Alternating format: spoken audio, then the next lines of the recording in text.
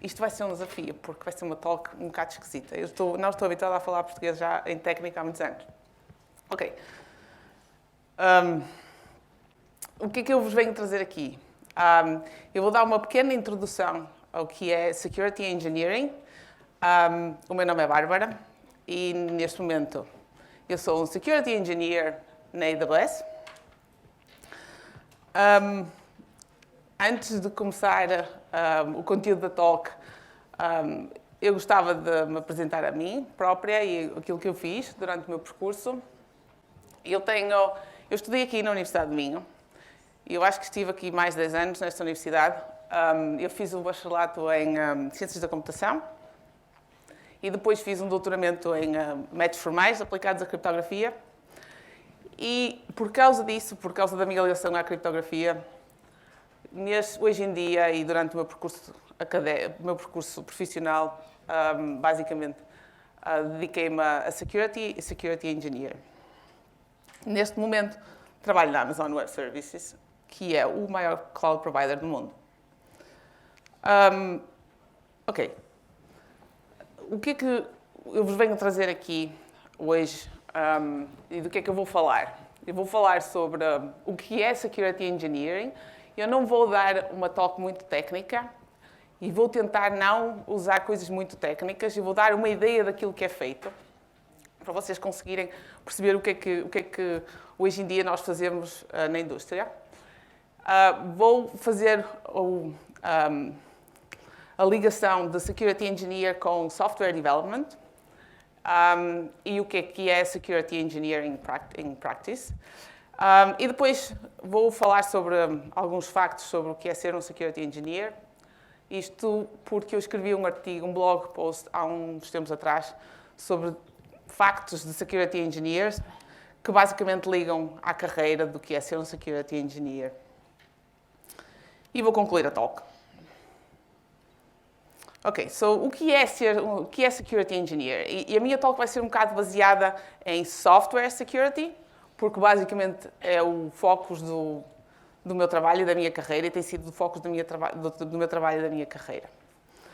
Portanto, se eu tentar explicar o que é Security Engineer, High Level Description, hoje em dia, quando vocês desenvolvem software, vocês têm um grupo de Software Engineers e os Software Engineers basicamente o que fazem é escrever um conjunto de código e configurações e isso dá origem a uma aplicação, certo? Acho que estão todos familiarizados com o conceito. Os Security Engineers não fazem muito mais além disto. Basicamente, o que os Security Engineers fazem é suportar os Software Engineers em escrever código seguro ou configurações seguras. Basicamente, o que eles fazem é introduzir Security Controls no desenvolvimento de software que já existe. E, idealmente, se nós fizermos tudo aquilo que é possível, nós vamos terminar com uma aplicação segura. E eu peço desculpa porque as cores não são muito visíveis, porque vocês deviam ver ali uma coisinha cor-de-rosa ali no cantinho. Pois, não sei se vocês conseguem ver bem, porque a cor é um bocado infeliz. Eu peço desculpa por isso. Ok. Basicamente é isto que um Security Engineer faz. É muito simples, certo?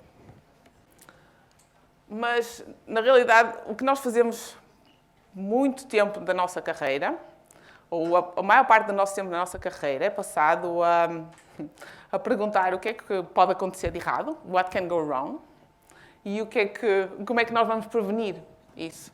Basicamente, security é isso, certo? Nós temos um software e queremos perceber o que é que pode acontecer de errado neste software e como é que nós vamos prevenir isso. E esse é onde nós passamos a maior parte do nosso tempo. Basicamente, nós tentamos identificar threats,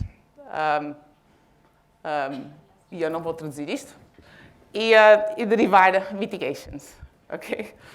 Basicamente, o nosso tempo é passado a tentar encontrar problemas nas aplicações e definir maneiras de como é que vamos implementar a aplicação de modo seguro. Se nós fizermos a ponte do que é isto relacionado com software development, e eu vou tentar explicar. Eu não sei se vocês estão familiarizados com o conceito do Software Development Lifecycle. Software Development Lifecycle tem várias metodologias, desde Waterfall, Agile, DevOps, DevSecOps, you name it. Mas, basicamente, o lifecycle de software assenta-se sempre nos mesmos princípios, certo?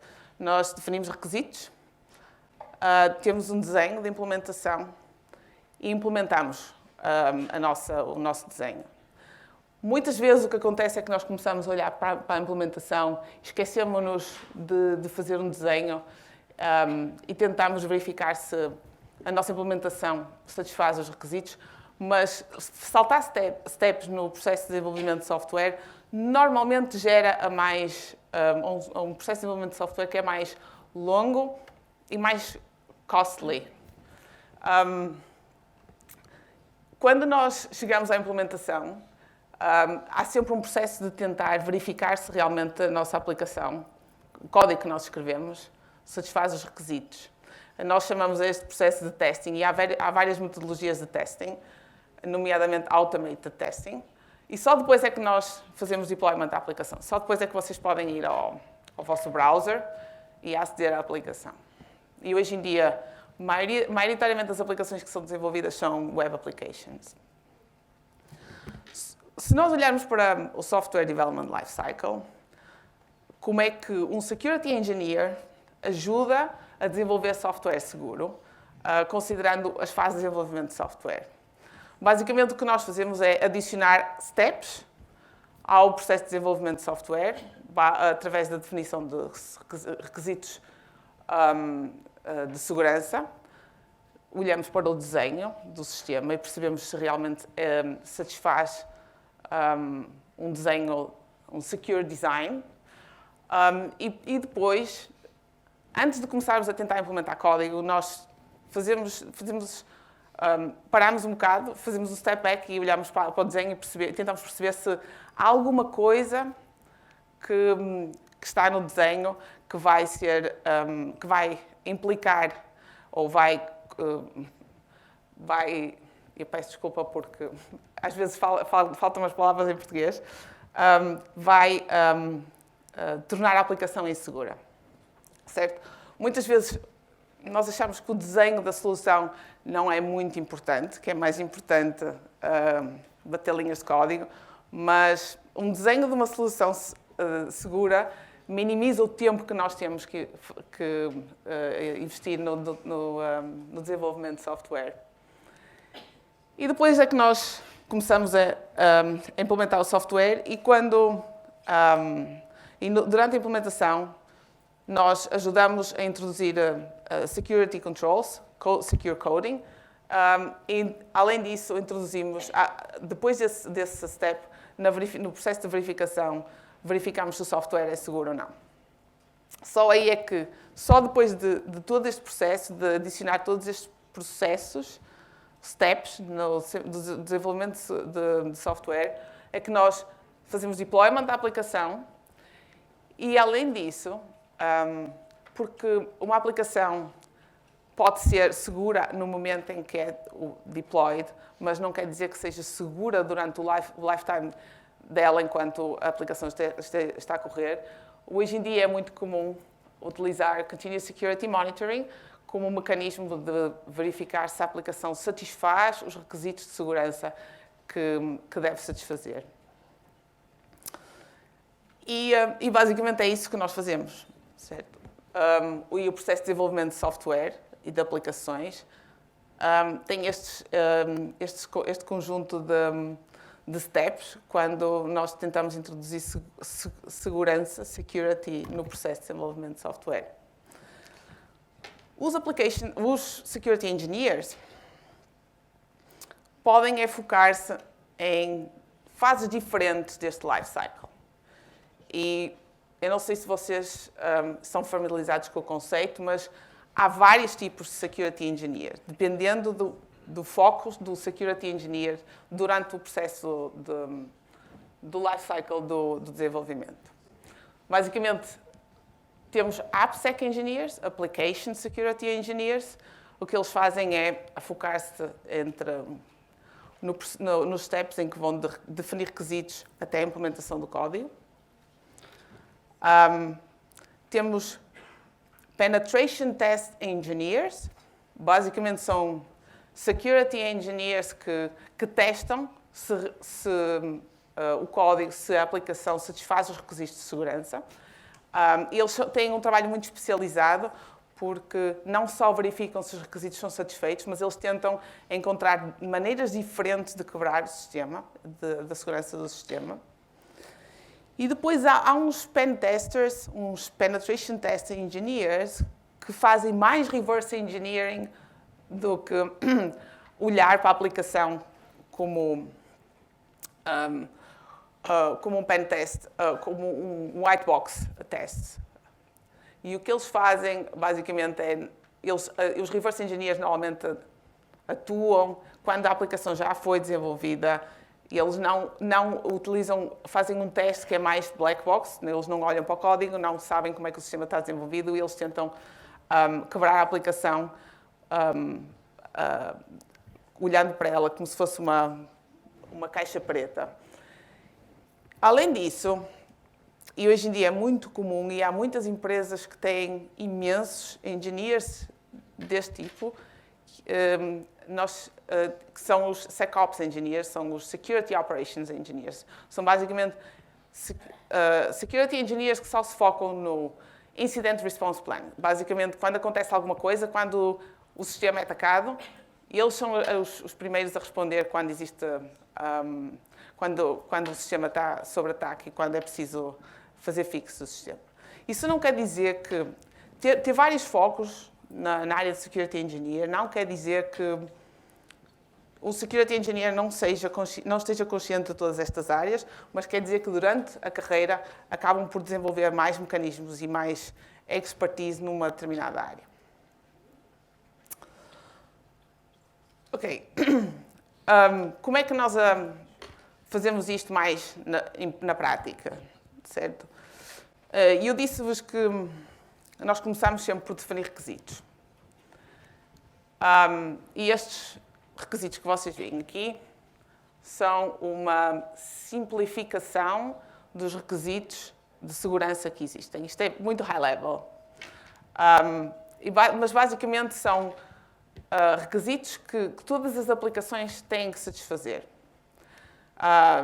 Por exemplo, é impensável hoje em dia vocês desenvolverem uma aplicação que não utilize Secure Connections, Secure Communications.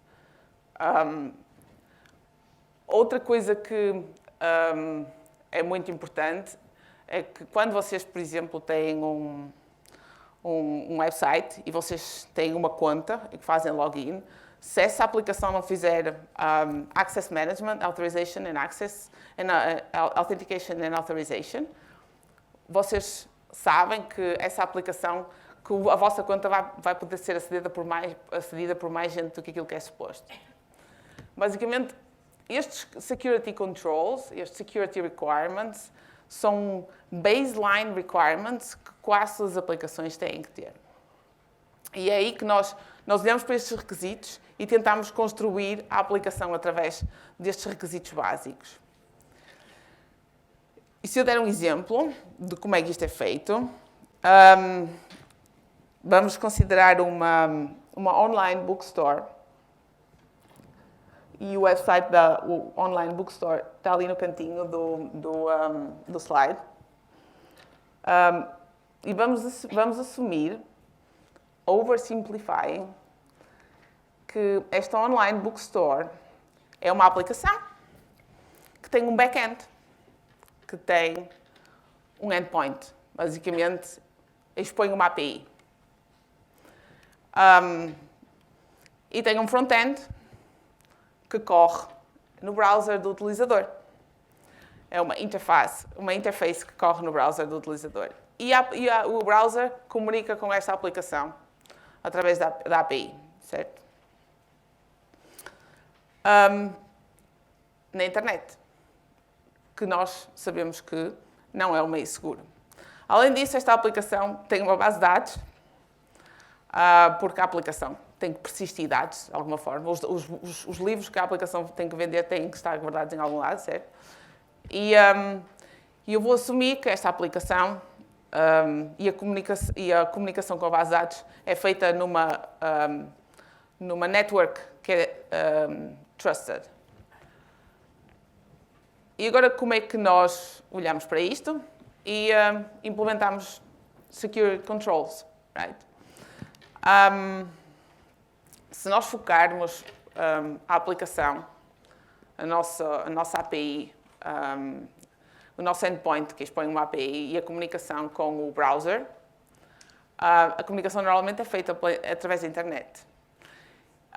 E se nós não implementarmos uma comunicação segura entre o browser e a vossa aplicação, o vosso servidor que está a correr algures na cloud, é muito provável que alguém esteja a fazer traffic sniffing e mude os pacotes que vão entre o endpoint e o browser. E, basicamente, vocês têm um man-in-the-middle attack, certo?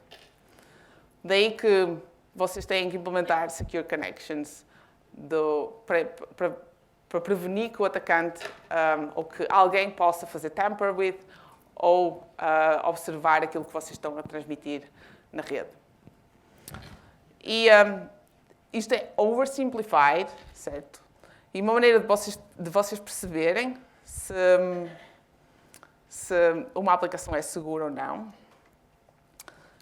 basicamente é olharem para o cantinho esquerdo do vosso browser, esse padlock que lá está. Se vocês clicarem lá o vosso browser vai vos dizer se a aplicação é segura ou não. Basicamente, os browsers hoje em dia foram feitos de maneira que que conseguem validar se realmente o protocolo usado na implementação da comunicação é seguro ou não, e se os parâmetros todos que lá estão definidos estão de acordo com os parâmetros que o browser espera. Certo? Há mil e uma coisas que podem correr mal na implementação disto. E como Secure Connections é uma coisa que é muito usada, é quase um bem adquirido hoje em dia nas comunicações online, a maneira como nós temos desenvolvido e como as Secure Communications têm desenvolvido ao longo do tempo aplicados ao software development tem sido imensa. E basicamente hoje em dia definir uma configuração segura é só mudar uma variável numa configuração de uma infraestrutura. E há uns anos atrás, se vocês são alunos de segurança, eu não sei se vocês tiveram alguma vez que usar OpenSSL e OpenSSL Lib, mas basicamente usar uma lib criptográfica para implementar segurança das comunicações é muito mais complexo do que o que acontece hoje em dia, que é só mudar uma flag na configuração. Isso faz com que o desenvolvimento de software seguro seja muito mais fácil do que foi há uns 10 ou 15 anos atrás. E basicamente é isso que nós fazemos, certo? Nós temos consciência de quais são os security controls que têm que ser implementados e ajudamos as equipas de desenvolvimento de software a implementar controles seguros.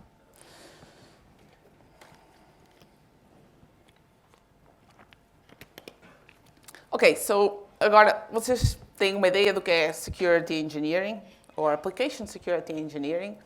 Eu sou um AppSec Engineer e eu vou falar sobre alguns factos do que é Security Engineering. 3 dos factos que são mais interessantes. O primeiro facto é que os Security Engineers não gostam de sistemas complexos. E eu não gosto muito de fazer bold statements, mas a verdade é que sistemas complexos são inseguros. E isto é fundamentalmente verdade. E eu vou explicar porquê. Imaginem a vossa aplicação online bookstore, que expõe um endpoint na internet. Quando nós desenhamos a aplicação, esta é uma aplicação que vocês pensam que é assim, uma coisa muito pequenina, mas na verdade é uma coisa que a gestão de uma aplicação destas pode ter mais de dezenas ou centenas ou milhares de equipas de desenvolvimento de software. E estas componentes todas desta aplicação têm que falar umas com as outras e tem que haver alguma lógica e tem que ser fácil perceber o que é que elas estão a fazer. E imaginem, quando eu desenho a minha arquitetura de software, ou quando eu começo a desenhar a minha arquitetura de software, eu começo a desenhar uma arquitetura que é muito lean, que é muito simples e que é muito lógica e muito fácil de entender. E principalmente hoje em dia, em que todas as aplicações usam microservices, que eu não sei muito bem se vocês estão familiarizados com o conceito ou não, mas basicamente são pequenos serviços que correm e que comunicam uns com os outros, que fazem com que a aplicação, que implementam a lógica toda da aplicação. E é muito mais fácil quando eu desenho uma aplicação ou software que é mais decoupled, em que as componentes implementam a sua lógica dentro da componente e em que elas em que não haja conexões inesperadas. E isto porquê? Porque é mais fácil, ao longo prazo, fazer bug fixing. Se vocês tiverem uma coisa muito complexa, é muito difícil fazer bug fixing, custa muito mais. E a verdade é que muita gente e muitos software architects, eles desenham o desenho inicial do software parece muito bonito. Mas a verdade é que quando nós vamos para a implementação, o código, a arquitetura, parece um espaguete. Isto é por experiência própria. Eu fui software consultant, secure software consultant.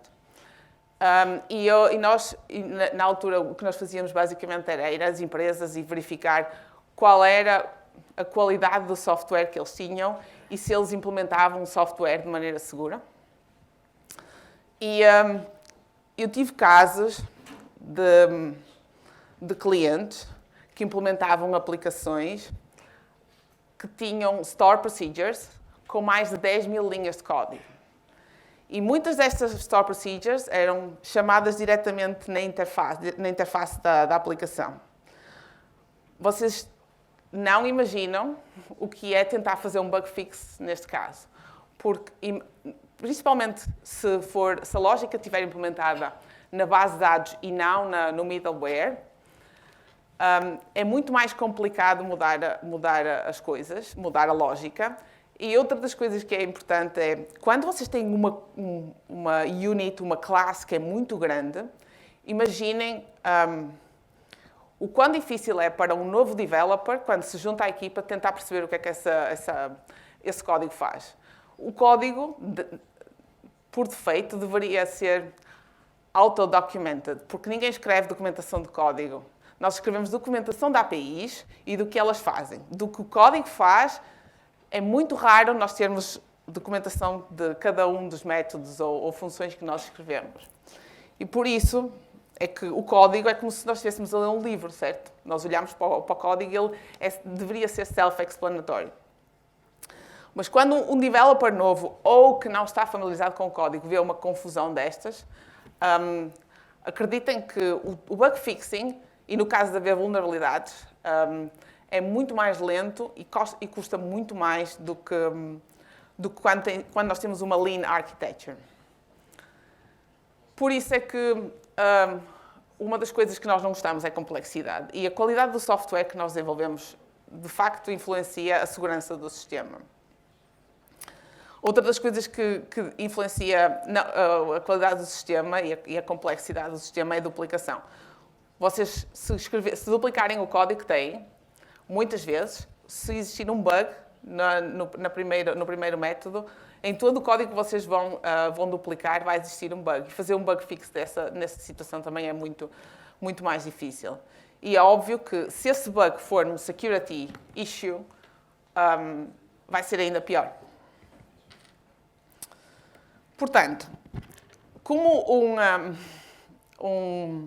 um software engineer, que possam vir a ser, ou que já sejam, ou como um security engineer, lembrem-se sempre que quando desenvolvem código ou software, vocês nunca vão conseguir implementar segurança numa coisa que vocês não entendem.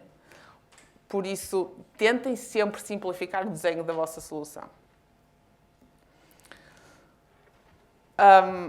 Outra coisa que é muito natural de um security engineer é que nós temos um bocado de dificuldade de confiar de que realmente uma aplicação faz aquilo que dizem que fazem.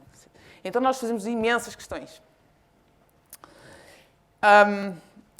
E às vezes isto não é muito fácil, porque imaginem que vocês desenvolveram o vosso código, o vosso sistema, e vem alguém que diz assim, porquê que vocês implementaram isto assim? E porquê que isto é assado? E porque quando nós começamos a fazer muitas perguntas, isto gera um bocado de desconforto entre o security engineer e o software engineer. E este processo de tentar ganhar confiança das equipas é um processo muito lento. Principalmente se vocês tiverem em conta que o rácio de software developers ou software engineers versus software security engineers é muito grande. Acho que há um estudo feito que diz que nós temos um security engineer para 1000 software engineers. Ou seja, isso quer dizer que cada security engineer, na prática, tem que lidar com mais de 100 equipas de software que podem estar a desenvolver ou não o mesmo sistema. Isso quer dizer que o nosso contacto com as equipas de desenvolvimento de software é muito menor do que aquilo que seria se nós fizéssemos parte da equipa. E este processo de tentar ganhar a confiança de uma equipa e tentar perceber o que é que o sistema faz é muito mais straightforward. Nós vamos muito mais diretos ao ponto e tentamos fazer as questões de uma maneira mais direta, porque nós não temos muito tempo a perder. E é óbvio que este rácio não é igual em todas as empresas e às vezes até pode ser melhor ou muito pior. Houve casos em que eu já encontrei situações em que havia um software engineer ou um security engineer para 4.000 software developers ou software engineers. Outro facto que é importante ter em conta é que os security engineers mudam de opinião muitas vezes. E isto porquê? Porque nós temos aquilo que nós recomendamos hoje, ou o que achamos que é hoje a mitigation para a threat que nós identificamos, é baseado naquilo que na nossa visão atual do mundo. Mas a nossa visão é limitada, nós não conhecemos tudo. E o que acontece é que, se calhar 2 dias depois, nós vamos ter uma abordagem diferente e uma recomendação diferente. E está tudo bem. Não há problema nenhum com isso. A questão aqui é que nós temos que ser conscientes que nós temos que procurar sempre mais e procurar sempre perceber quais são os problemas além daquilo que da nossa linha de conhecimento. E uma das coisas que nós devemos ter em conta é que tudo é seguro até que alguém prove o contrário. E eu tive uma vez uma cliente que eles estavam a implementar um sistema para tribunais, se não me engano. E na primeira reunião com a interação com o cliente, a senhora diz-me assim: olha, eu quero garantir que o sistema é 100% seguro. E eu revirei os olhos e pensei, e agora como é que eu vou sair desta? Porque nunca na vida vai haver um sistema que seja completamente seguro. Não há 100% seguro. Então eu tive que lhe explicar. Ok, olha, nós nunca vamos atingir esse patamar. O que nós vamos fazer aqui é perceber se o sistema que vocês estão a implementar satisfaz os requisitos de segurança que nós conhecemos. E vai ser o limite que nós vamos chegar. A partir daí, o que nós não sabemos, nós não podemos assegurar. Ela não ficou muito contente, como vocês devem imaginar. Mas não nos despediu. Foi ótimo. Nós provámos valor no final. O último facto que eu quero falar é sobre o facto da nossa vida ser um bocado intensa. Eu disse-vos que nós temos um rácio um bocado reduzido. Nós somos um engineer para 1000 developers, 1000 software engineers. Isso, numa two-pizza team, vai dar qualquer coisa como 100 equipas. Isto pode ser um bocado complicado. Então, nós tentamos fazer muito multitasking.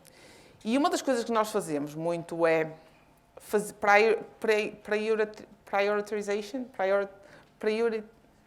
Vocês percebem? Basicamente, porquê? Porque nós passamos muito tempo a tentar encontrar threats e mitigation, certo? Basicamente, o que nós fazemos a maior parte do tempo é tentar medir o risco de uma determinada threat ou vulnerabilidade. E, basicamente, o risco hoje mede-se como qual é o impacto e qual é a probabilidade do sistema, daquela vulnerabilidade ser exploitable naquele sistema. E, idealmente, nós gostaríamos de passar muito tempo naquela zona verde ali em que não há risco. Mas a verdade é que nós estamos muitas vezes no lado oposto do gráfico. Basicamente, estamos na parte em que temos muitos high risks. Então, nós temos que fazer priorities e definir qual é a prioridade de implementar uma mitigation ou não. Porquê? Porque mitigations, implementation, elas custam dinheiro. E qualquer coisa... Nós nunca vamos conseguir fazer marketing de um sistema que seja 100% seguro. Se vocês conseguirem, venham falar comigo. Eu gostava imenso de conhecer esse sistema. Mas nós temos que fazer marketing de coisas muito rapidamente. Porque o mundo é muito rápido, principalmente na área de software engineering. E é natural que nós temos, quando temos riscos, temos que perceber se vale a pena implementar a mitigation ou não e qual é o custo dessa mitigation. E é por isso que a nossa vida às vezes é um bocado intensa nesse aspecto. Ok. Para concluir, eu acho que a conclusão maior é que os security engineers são passionate,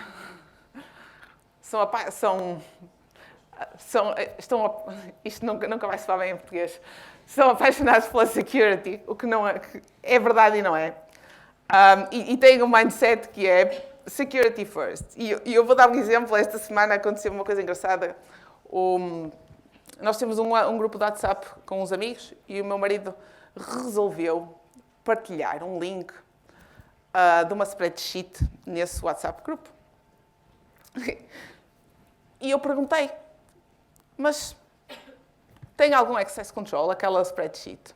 Era uma spreadsheet, Google Spreadsheet. Basicamente, se tens o link, acedes ao link. E ele diz-me assim, access control? Mas porquê? O importante era partilhar a informação, não era com as pessoas que eu queria, não era perceber se a informação é acessível só pelas pessoas que eu quero. E eu comecei-me a rir, porque a tal spreadsheet não tem informação muito secreta.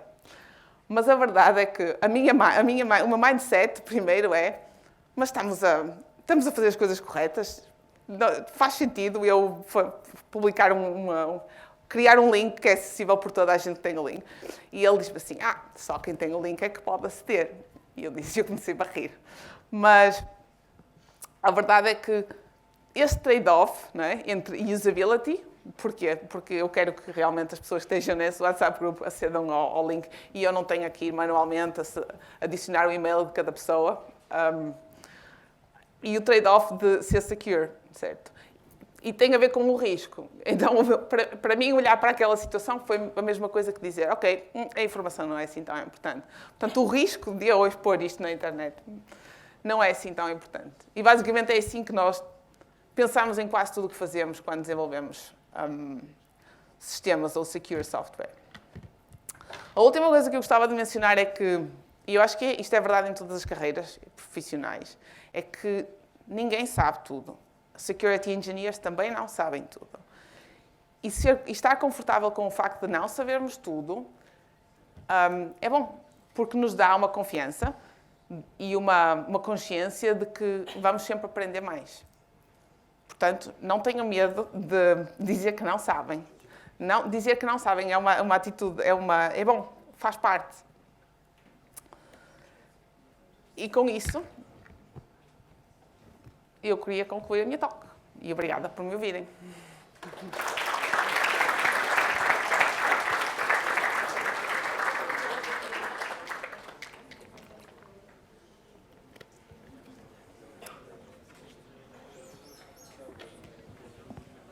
E eu acho que não sei se...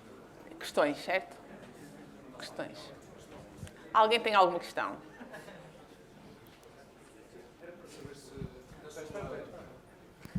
Eu sou Bárbara e tratas-me por tu. Parem de me tratar como por você.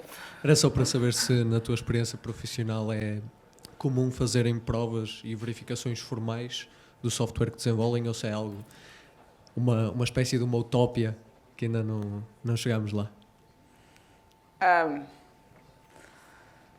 Na minha experiência profissional, não. Eu fiz métodos formais como área de investigação. Muito poucas empresas fazem verificação formal na área, na indústria. Mas existem algumas, nomeadamente a AWS, por causa da dimensão que temos e por causa do risco que tem implementar determinado tipo de software à escala em que nós implementamos. Mas há um custo, é o custo-benefício neste caso. Custa muito dinheiro fazer a verificação formal. E a maioria, uma startup nunca vai fazer a verificação formal se não houver um benefício.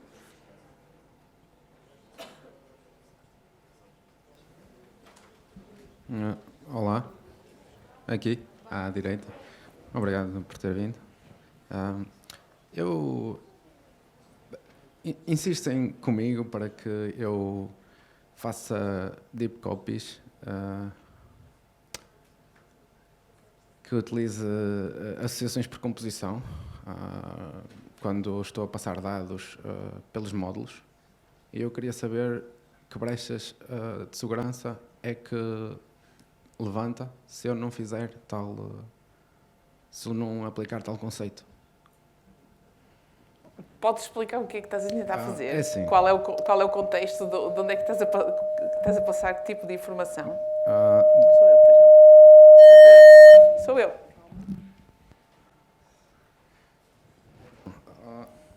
Tá.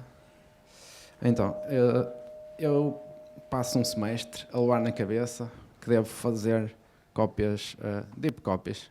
Estás familiarizada com o conceito de deep copy? Ou seja, copiar todos os atributos de um objeto. Neste caso, estamos no contexto de programação orientada aos objetos. Ok. Faltou isso. E então, passo o semestre todo a levar na cabeça para fazer deep copies. Pronto, é isso. E eu queria saber que tipo de brechas, que tipo de inseguranças é que levanta a não fazer esse tipo de cópias. Não estou familiarizada com o conceito. Os meus conhecimentos de programação por objetos são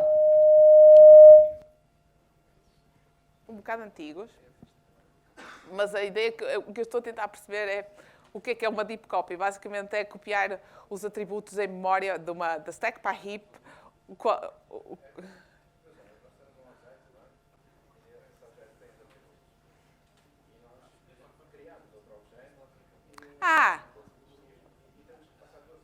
Ok. Basicamente, em vez de fazeres cópia por pointer arithmetic, fazes cópia do objeto e na íntegra. Ok. Qual é o problema? Depende. Depende do contexto em que estás a usar. Basicamente, imagina que esse teu atributo é uma chave privada. Se tu fizeres clean up the memory da primeira instância, se não fizeres deep copy dessa tua chave privada, e se tu fizeres clean up the memory na tua classe onde criaste esse objeto, o pointer para o qual essa variável está a apontar, ou a memory zone dessa key, vai ser apagado. Mas se tu copiares a chave na integral, vais ter mais sítios onde tens que apagar a chave. Mas depende, porque muitas vezes podes ter que fazer a cópia integral da tua chave por razões, ou outro tipo de objeto, por razões de tempering do teu objeto, tu não queres modificar o objeto, mas também podes ter a situação em que tens uma chave privada e tu não a queres replicar em todos os sítios da memória onde fazes a cópia do objeto.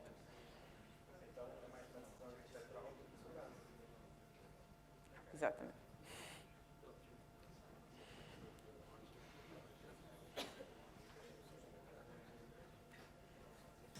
Como engenheira de segurança, qual a sua opinião no sistema operativo OpenBSD, que é um dos seus focos, inclusive a segurança? Não sei se tem alguma opinião particular. Não tenho opinião particular. OS Security não é a minha área de especialização.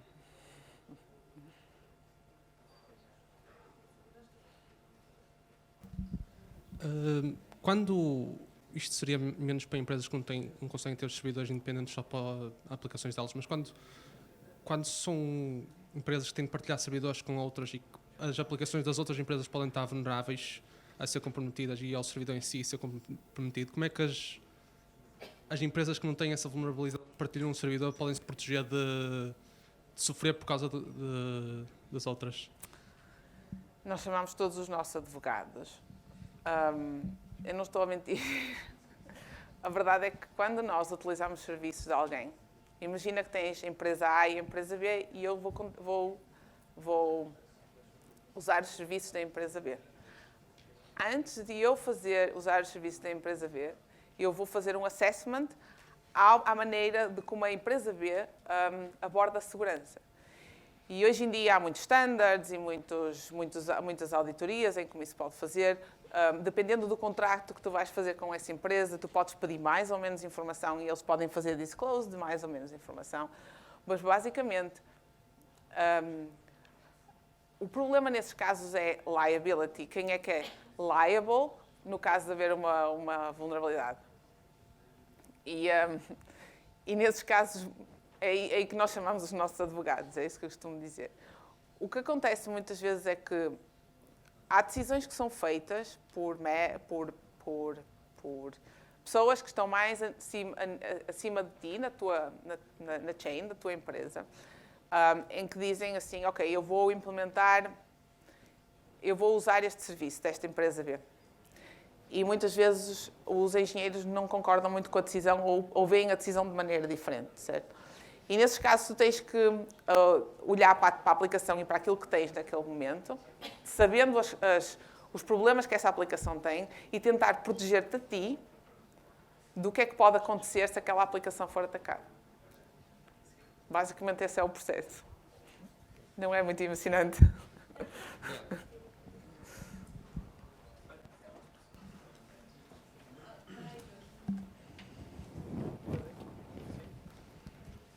Boa tarde. Eu queria perguntar relativamente ao teu percurso da tua carreira. Estou aqui. Que é, naturalmente, não foste logo Senior Security Engineer. Queria saber um bocado sobre como é que foi a tua carreira, como é que entraste, como é que acabaste agora na Amazon como Senior Security Engineer. Eu ia guardar isso para mais tarde, mas ok. Ok. Eu acho que vou ter que voltar a repetir esta história outra vez, mas ok. Como é que eu fiquei Security Engineer? Eu basicamente também, o meu percurso foi um bocado estranho. Eu acabei o doutoramento, fui para fora, fui fazer um pós-doc e achei que depois de 2 anos de pós-doc,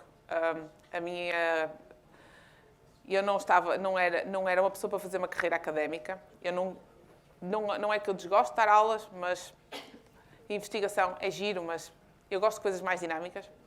E acabei numa empresa a fazer investigação nessa empresa. E aí, como eu tinha uma ligação qualquer à criptografia, toda a gente acha que porque alguém faz criptografia, faz application security, não tem nada a ver. A criptografia é matemática aplicada. Security, application security é muito diferente. Mas uma coisa complementa a outra. E eu comecei a fazer security assessment de software. E a partir daí é que comecei a ser um security engineer.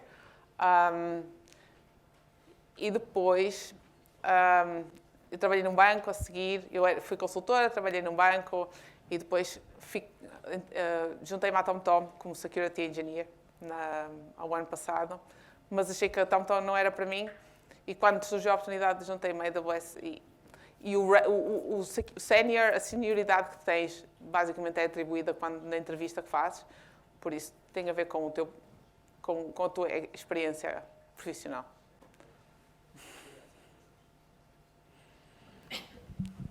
Olá, boa tarde. Eu gostava de saber como é que um engenheiro de segurança se mantém atualizado sobre novas ameaças e vulnerabilidades e ou a que tipo de recursos recorrem assim para o fazer. Twitter, Ok. ou Mastodon, o replacement do Twitter. O Twitter é uma boa fonte. Se tu seguires as pessoas corretas, vais ter a informação correta. Podcasts. Há muitos podcasts de application security, software security, cryptography, que podes ouvir. E eles basicamente... Há um podcast de application security que faz o resumo de todas as vulnerabilidades da semana passada. E eu não faço threat intelligence. Threat intelligence basicamente são aquelas pessoas que estão em SecOps, Security Operations, e eles têm que perceber se há um zero day, uma vulnerabilidade que saiu hoje. Eu não faço incident response, mas tem que estar mais ou menos atualizada. Mas basicamente tens que fazer feed de todas as sources de informação que consegues ter e tentar estar atualizado o mais possível.